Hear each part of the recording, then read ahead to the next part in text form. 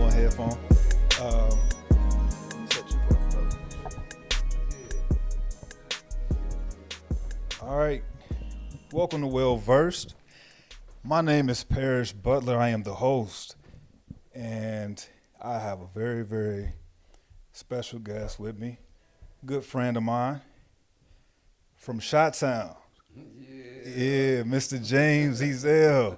Welcome on the show, man. Long time. Right. It's good for you to have me, man.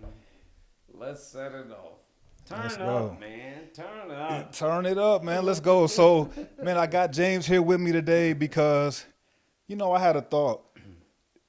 I can't have a show called Well Versed without getting to the birth of black music, the roots and the foundation of black music. So I got James here today to talk about that very subject. James, talk to me about one. Tell him how some of your first memories of music growing up. Man, Pete, first of all, it's good for you to have me, man. But anyway, my first thing, if anybody knew about anything about some music, you knew about the Temptations, Smokey Robinson and the Miracles, the Four Tops, and what's that dude name that sing? I love. I don't have much of a chance. What's his name? Lenny King, whoever. Yes, Lenny. Lenny Williams. Yeah. Yes, Lenny Williams. Yeah. If you heard that, then you know what music was all about. If you came up in that area, and if somebody taught you about that when you, but man. But I think even before that, man, I think that we need to take it even back before that. How before we even had the equipment you see today and all of this stuff, we had to use our hands and our feet. Man, please. To make a beat. We didn't have a computer to make a beat. We didn't have all of those things. And, that's how people, if you watch, well, we get into Sinners later, but, that's how people communicated. That's how we celebrated. Look, man, look. It's like all of us on one accord. Because you know the story. We was picking cotton back then. And people don't know what pain came with picking cotton. Just talking about you picking cotton up, yeah. But it's little fucking thorns on there, man. Yeah. You got to pick the cotton, and you see if anybody ever seen a piece of cotton come off you picking cotton, if you ever seen how much. Do you know how much you need to fill that bag up? Man, right. It look like it take you a lifetime. But no. But back to the music. That's where we came from. Oh, Lord, help me, Jesus, Lord. So it came from. So you saying the music came out of pain and struggle? That's right. Yes. Look, when you talking about look, Paris. When you talking about pull the mic close to you. Pull the mic as close as possible to you. Yeah. All right. When you talking about struggles and pain, you, in order for you to express that through you, you'd have to bend and feel it. You don't have to be, you know what I mean? You didn't have to get your ass whipped and shit. Oh, Lord, it's going to live to tomorrow to see tomorrow. Tarred and feathered, motherfuckers. But the blues, that's where the blues came from. Right. So the blues came from struggle and all of that and pain. That's why, look, okay, I'll tell you, like, I'm going to leave this alone now. I'm going to say this here. You know who this song is by? You might not even know. Everybody wants to know why I sing the blues. I said everybody want to know why I sing the blues. When I first got the blues, I thought when I was on a ship, A man was standing over me, beating my ass with a whip, and everybody want to know. That's powerful. You hear me? That's powerful. That's what he was saying, but he ain't said in them exact words. Right. When I first got the blues, I knew I was on a ship. Came and took me over here from me and beat my ass with a whip. Yeah. Yes. Yeah, man. That's And- how people got the blues, man, for real. Yeah. That's And why that, didn't nobody invent that damn name. I don't believe. Got the blues, man. But, How okay, you so- doing, man? I got the yeah, blues. right. So I got the blues. I think we say that term, and I don't think we always know where it They came don't from. know. No. Oh, man, I got the blues. No. Or giving them the blues or whatever, like that figure of speech. So, who were some of the early blues stars Oh, man. back then? B.B. King. If everybody don't know, y'all ought to know. B.B. King, Robert Johnson, Muddy Waters. B.B. King and Muddy Waters come from like the same neighborhood, but they didn't. A lot of people don't know they didn't get along with each other too good. Really? But yeah, Muddy Waters Uh-huh. and Howlin' Wolf. No, Muddy Waters and Howlin' Muddy Wolf. Waters and Howlin' Wolf. Okay. So Yeah. what was it like? They was competing. I don't know. Look, you gotta. If your people ain't never seen, you gotta look at the movie, the what the Cadillac Blues. You gotta Cadillac look at Cadillac Records. Y'all gotta look at certain parts and don't miss a beat in that movie. And Sinners. Yes. Oh, my God. Man. It Sinners. took a whole new twist. I ain't know what Sinners was going. I thought I knew where it was going until the vampires came in on that shit. But Yeah. all in all, it was good. It show you how much somebody, you know. So let me ask you, would you say that Mississippi is the birthplace of blues? Yeah.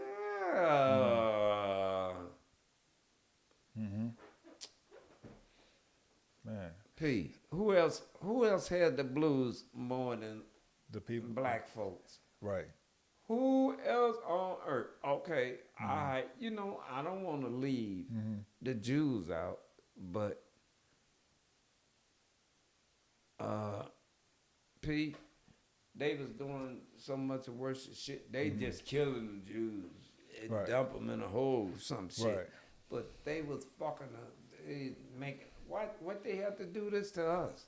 Stick your nuts in your mouth. I gotta say it how the way it is. Right. Right. Stick your nuts in your mouth. Yeah. Stick your private in your mouth. Tar and literally tar and feather your black ass. Man. What we did to anybody. Right. So that made me think about this. Art, the blues. That's how you know that the blues is ours. That's what you saying. The Yeah. blues is ours. Shit. It couldn't. Who else it right? could And be? it couldn't be nobody else's because nobody came from They that ain't level had- of pain. Nobody had that No. specific level of pain that That's we had. right. Don't nobody know about no blues. Yeah. Much so than the black man. Right. Honestly and truthfully. I can say that. Thinking about it. Shit. Okay, that's like I said this to you before. The blues had a baby. And what did they call it, P? Rock and roll. All right. And that's a Thank great you very segue. much. Thank you We very talking about the much. birth of rock and roll. Came Yeah. from blues. So what year would you say rock and roll went mainstream? Cheap. About late 60s? When they got my Is it? I can say my brother, Yeah. because I feel comfortable with saying that. My brother, Uh-huh. Jimi Hendrix, they came and got him. Look, did you know? Some people know it. A lot of people know it. If they kept on it so much as I did, about him.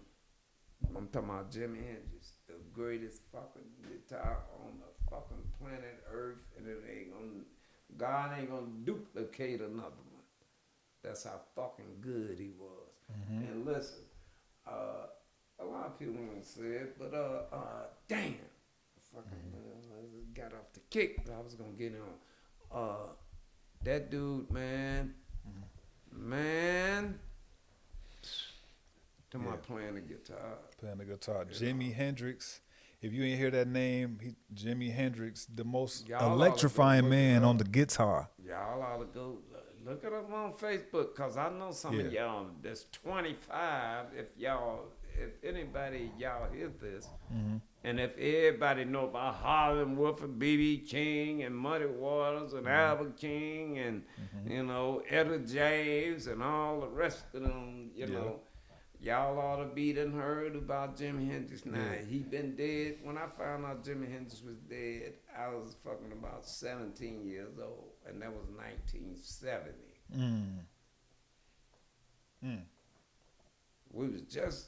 We're gonna get our money together and go see this motherfucker. Black man, come on, man. So did you hear him on the radio first? No, the first time I heard Jimi Hendrix, my uncle, he fucked around and went and got some. This one we was buying LPs on vinyl. Okay. He bought Santana, Abraxas, that, you know, with that like African look on the Santana album. Right. And then he bought Jimi Hendrix, Band of Gypsies, the three black guys. The one you was listening to. That guy in the car. Oh, yeah. Yeah.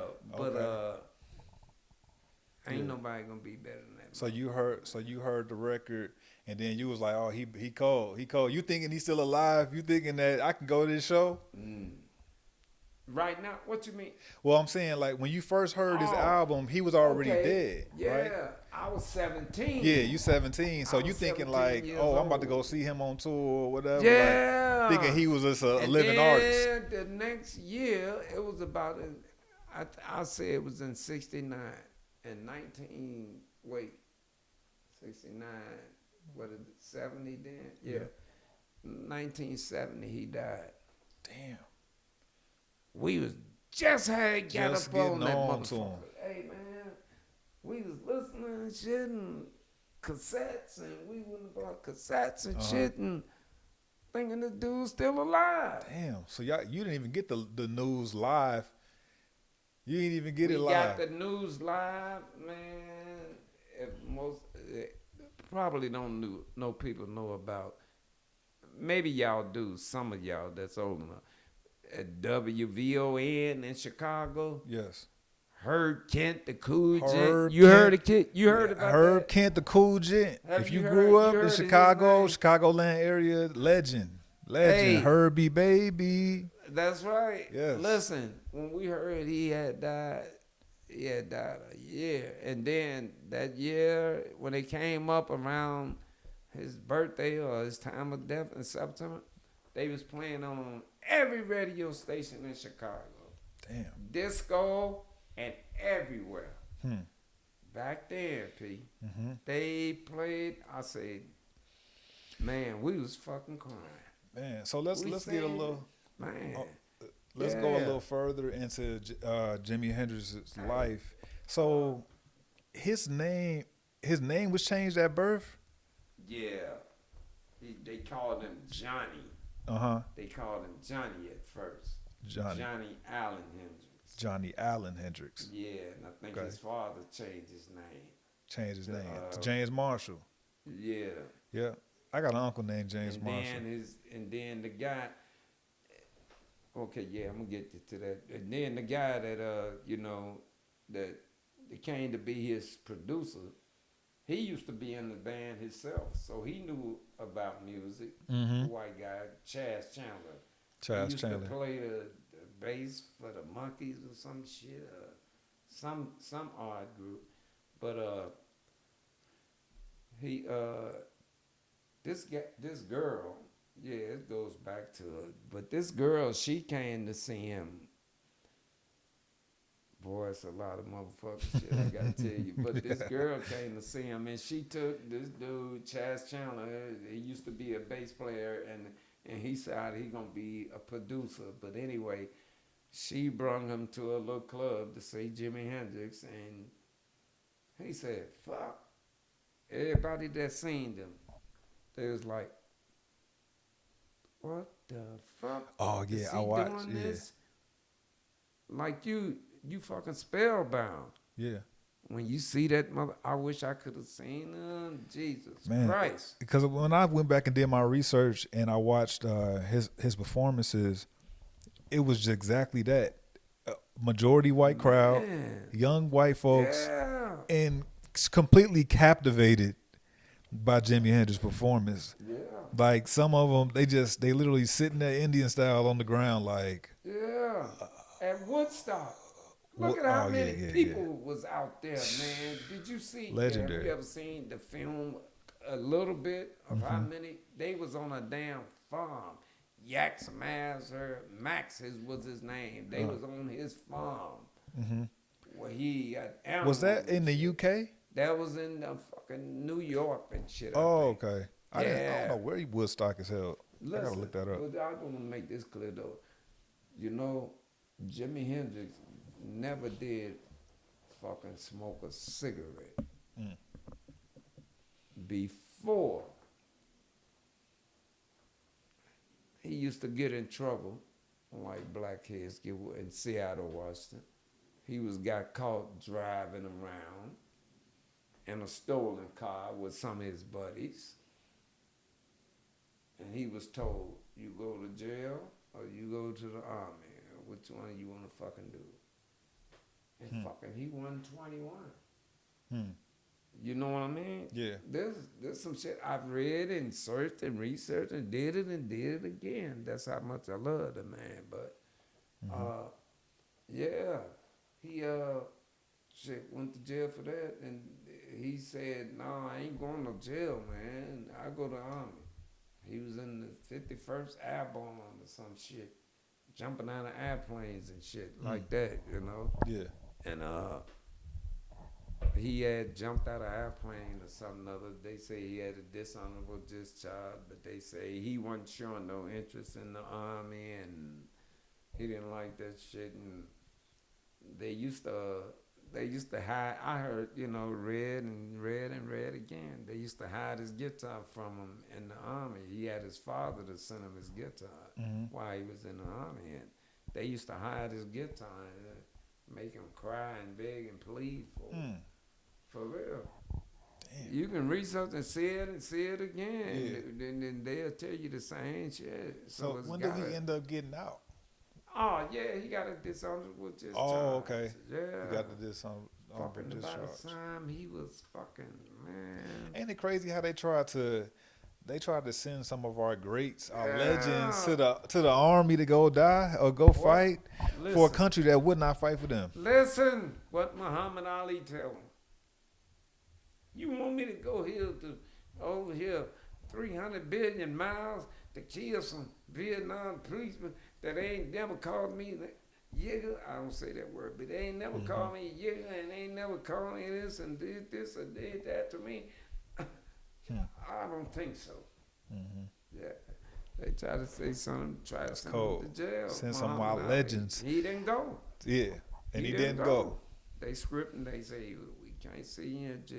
You got a couple bucks. We'll take your title away from you. You ain't the champion. Whoever else is next in line is the champ. Yeah. But that's crazy. Yeah, man. So we got the legendary performances, and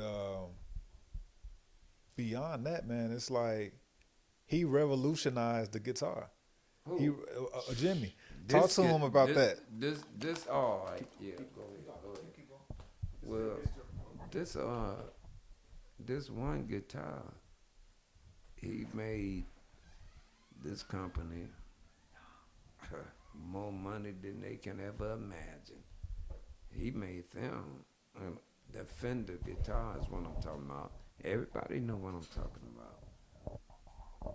those of you who play guitar and who trying to play, and those, especially those of you who know about Jimi Hendrix, you know deep down in your heart, he made that guitar sell more guitars than Gibson and Jackson and Ibanez and what else we got? You know, so quite a few others people have custom made, but most of these name brand guitars, you know, they cost a lot of money. Right, right. Say like Ibanez, it's one called Ibanez. I had one of Ibanez. those Ibanez, Okay. and then it's you know, you got Gibson, and you got the Squire Scrap, which I got this right here. You know, it's built like the Fender, but you know, you can tell the difference between the sounds of them. But yeah. Hendrix made this guitar famous, the Fender. The Fender. Yeah. You know, when I see pictures, like the picture right here and stuff, like sometimes you see those logos, like Fender and it's another one that I be seeing. Right. It's like Penny or something like that. I don't know, but you know, I think about if Jimi Hendrix had lived a bit longer, or even if he was blessed enough to still be alive today, the branding opportunities. I mean, there should be a Hendrix guitar. There should still be a Hendrix guitar brand. Yeah. Somebody need to start. I don't know, their family. Yeah. Yeah. His half sister got ownership of his estate, which the last time I heard was Okay. like $150 million. Damn. And shit. Yeah. You know, Yeah. it seems like you worth more dead than alive sometime when it comes to some of this shit, you know. Yeah, and then that lead me to the situation involving his death. Now, is it clear? Oh man. Is it clear who was responsible for his death, or what exactly? You know, man, I really don't can't say it, but just like I said, he never did no drugs until he left from when he was living for where he was from Seattle, Washington. A man came and took him to London, England, and said, "You'll be big over here, fuck." You know, he never smoked a cigarette. He never took a drug until he got over in London, England. So it's safe to say, I would say, they turned his ass out. Yeah. Yeah. He was so young, and it was like, you know, he was kind of taken advantage of. Yeah, he was. Fuck, man. As good as he was slinging that guitar and shit, and all these other people see him and say, "God damn, we can't let this shit go on." I think it was a fucking. I think it was a fucking big. It was A for conspiracy. somebody, a black man, to run that fucking world, just like all of us, you know. Michael Jordan, and then he went and sat his ass down. He got enough money to live for the rest of his life, but just like Jimi Hendrix, they couldn't let that motherfucker go on, man. Hey, the camera not on, so y'all can sit here or wherever y'all want. Yeah, the camera not on. Yeah, man, they couldn't let that shit go on, man. Yeah, man. That's crazy. So I mean, with the music, with his music though, I think part of the reason why they had it out for him is because it was the music was so revolutionary, and he was combating a lot of he was basically giving commentary on a lot of the revolution, basically. Yeah, look, cause the Black Panthers try to get in. Hey, Jimmy, you need to come over here and play this thing for us, man. All right, and then the white folks were saying, Nah, you ain't. Yeah, if you do that, nah, yeah, Mm-hmm. yeah. Hmm. That was a time when the Black Panther was very strong back then. Mm-hmm. You know, Yeah. forgot about that part. Yeah, but Okay, so let's talk about who was the first big white band? Was it Aerosmith? Was it no, Motley Crue? no. Guns N' Roses? No. You got to go a little bit farther back than that. Not Guns N' Roses, not Aerosmith. Aerosmith was back in the time, and I say, I want to say the Doors. The Doors. Yeah. Or even them bands that played, the Doors didn't play at Woodstock. Mm. Them bands that played at Woodstock, they was pretty much like Carlos Santana, and you probably ain't never heard. You remember I might have told you. heard of him, but what you call it, Joe Cocker Yeah. and Alvin, what's his name? Alvin Lee, Freedom, a black guy. Damn, what's his name? Think no, it wasn't Alvin Lee. Alvin Lee is a black guy. He played the guitar like a motherfucker. It was Richie Havens. Okay. That was at Woodstock. Mm-hmm. Yep. Richie Carlos.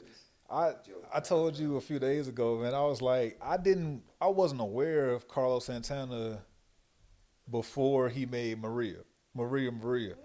I thought All these fucking I seen the years video back. for Maria back in the day, and he was like already like 50 then.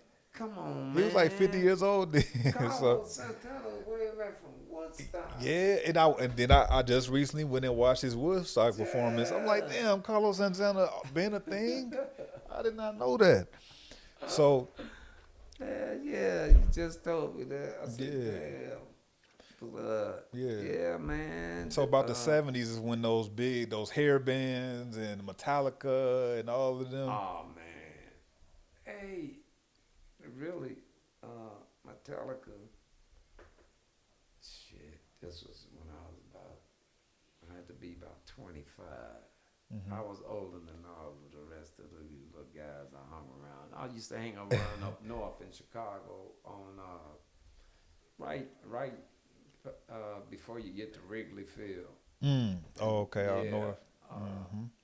I used to hang around there. We used to go in the guy basement, little guy basement. He instead of playing guitar, I was used to be singing for the motherfucker. I was singing Judas Priest, and you heard of Judas Priest before? You I ain't never heard of Judas Priest. they made. Yeah, you dropping gems right now. Rock and roll. Look. Okay, but I used to sing for the band instead of trying to play the guitar. The dude used to take my guitar and he used to play because he could afford one, but he just didn't never get one. He played mine. Okay. And hell yeah, Judas Priest and Iron Maiden, all this Iron shit. Maiden. Rock groups, man. Judas Priest, Iron Maiden. You know, Ozzy Osbourne just died. Right. Rest in peace, Ozzy Osbourne. I seen him too many times and shook hands with him, but yeah, I had the pleasure of meeting a couple of these guys. I ain't never meet B.B. King. I got close enough to shake his hand. Met Albert King and all them guys, and shit, yeah, but but this shit, man, it goes way back. If you listen to some of these rock bands and songs now, they play some music and they just speed it up. They say, rock me, baby, rock me all night long, doo-doo.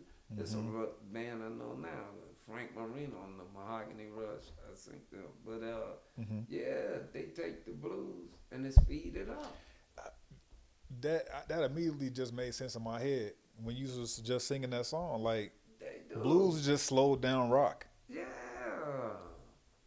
That if you had to simplify it, that's pretty much what it is. It's slow rock. And these guys they had enough sense to speed it up and say, Right. oh, damn, we can play this like this.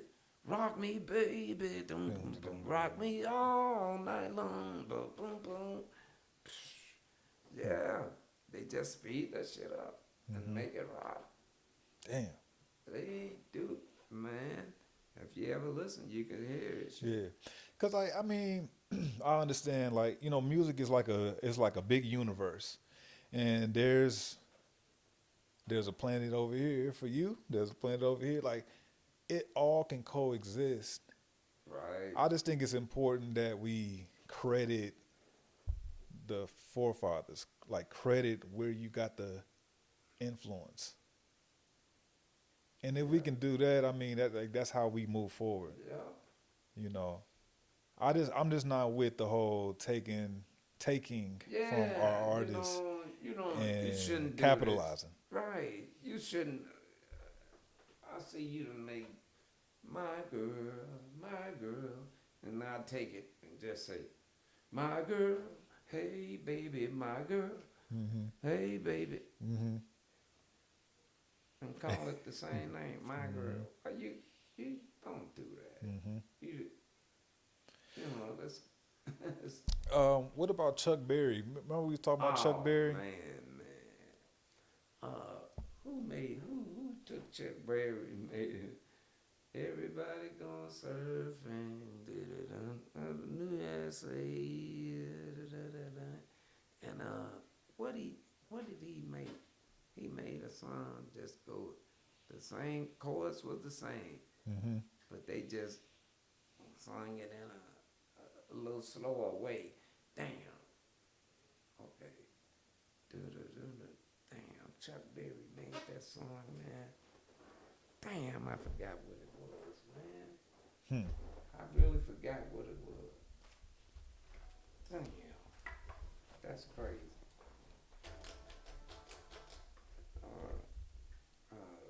Like when he be scooting across the floor, he made one of them songs, man.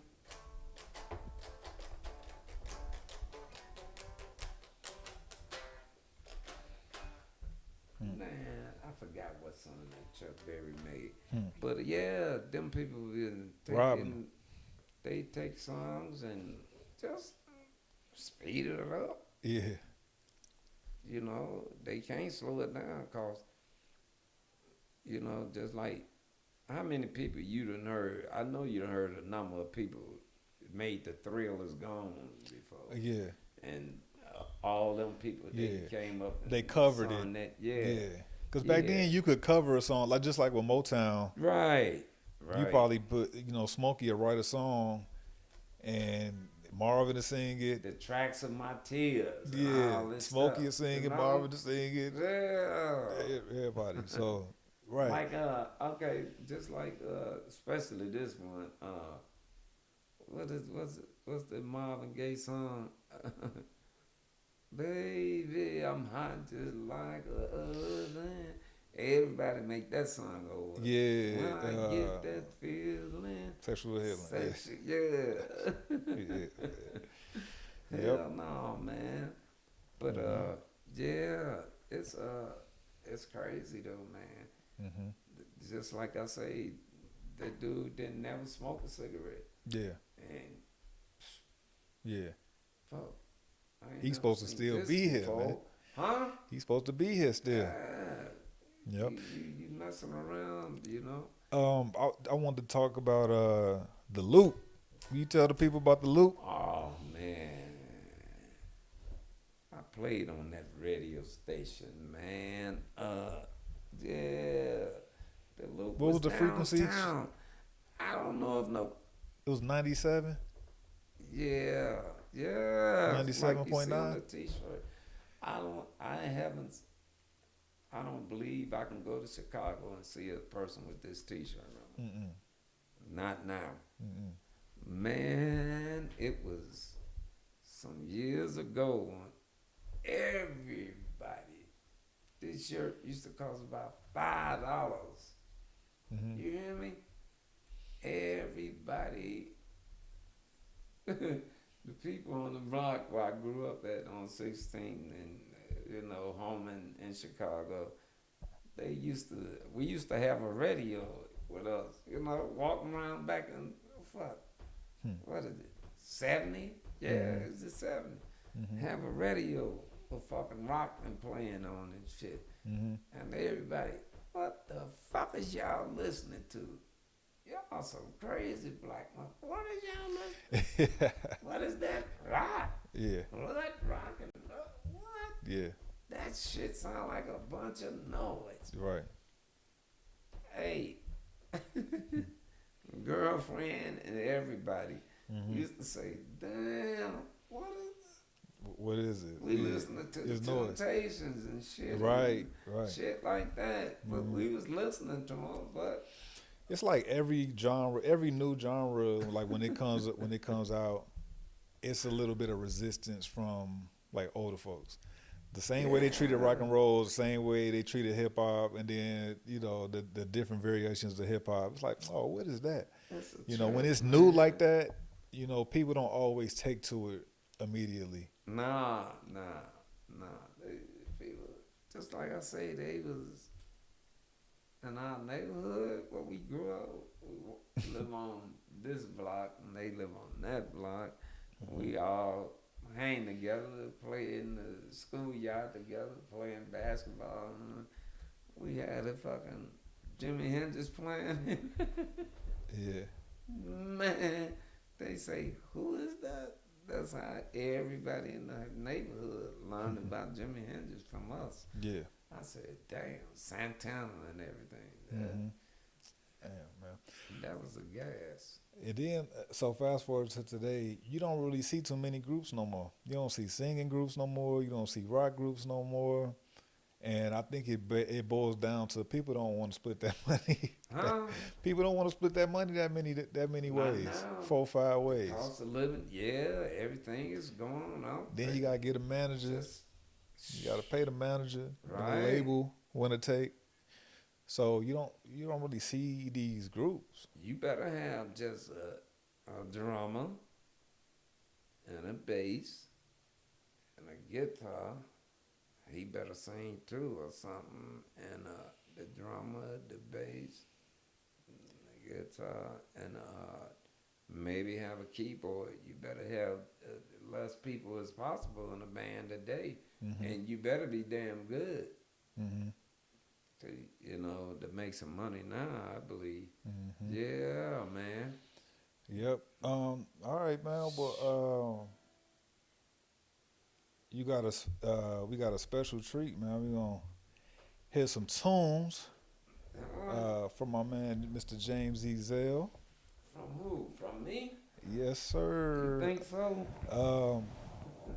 Let's get it all set up. Do I need to put the mic next to the amp so I can pick it up? Or I don't think you might not have to. I don't think so. I don't think so. You don't think so? I'm gonna at least point it in your direction so we can pick it up. Yeah. I want to make sure that people can hear. This is our very first live performance on the podcast, by the way. So I thank you for this.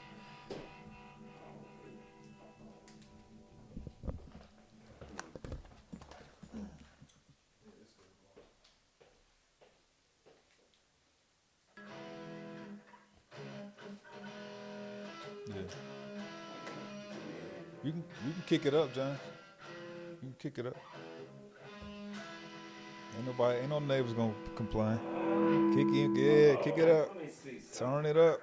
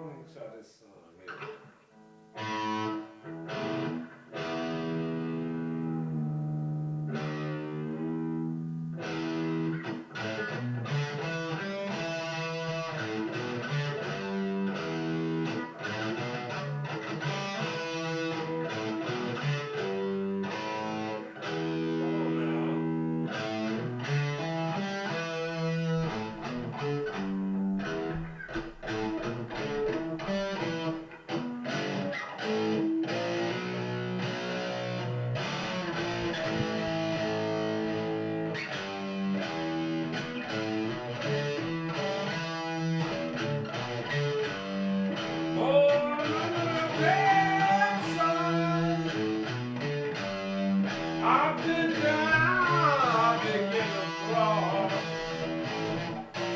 If it wasn't bad enough, I wouldn't have no luck at all.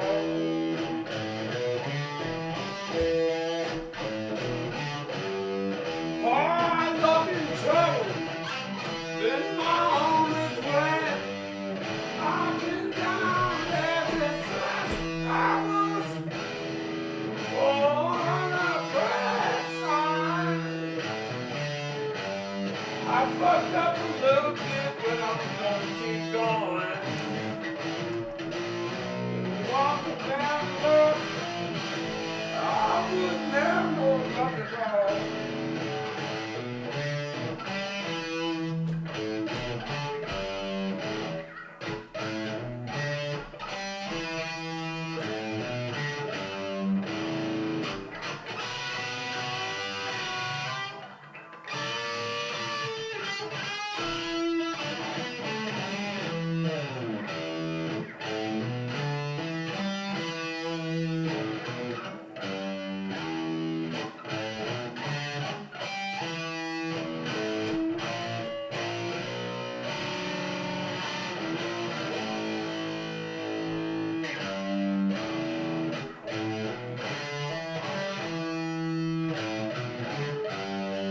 You know, wine and women is all I crave. A big red woman gonna carry to my grave. Whoa,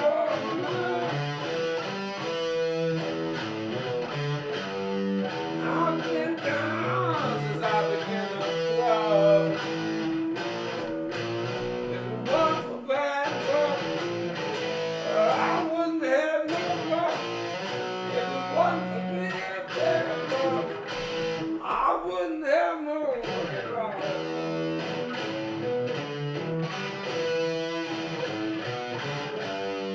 Yeah, I'm a bad luck boy. I've been having bad luck all my days.